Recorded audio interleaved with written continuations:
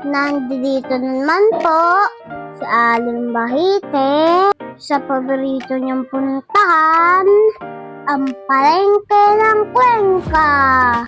Anong ganda talaga ng bundok ng Cuenca.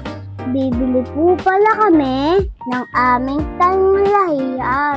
Itlog na maalat, masarap iyan. Sabay bibili na rin po kami ng mga panglagay sa lulutuin ng dade ng sinagang na salmon at kamatis para sa itlog na maalat. Ay, iba-iba. Masarap na naman ang tanghalian ni Aling Bahite.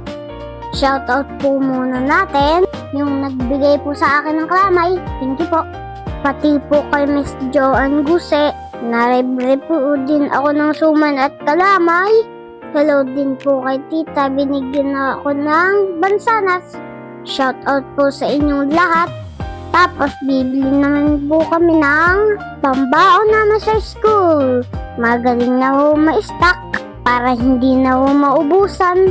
Abay si ate natuwa sa akin ay binigyan po ako ng butchi. Nahihiya po ako niyan pero tanggap din. Ay arin ho ang salmon. Ginagayat na ng Tito Bon. Baka naman mapapasobra ng kaunti.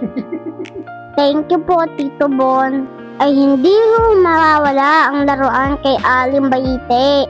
Ay Sir Romy, salamat sa pa-flowers. At sa inyo pong asawa, thank you din po. Lagi po ako may discounts dyan.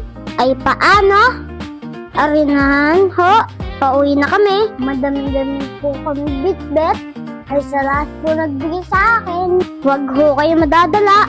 Love na love po kayo ni Aling Bahite. Bye-bye po. Thank you, mama.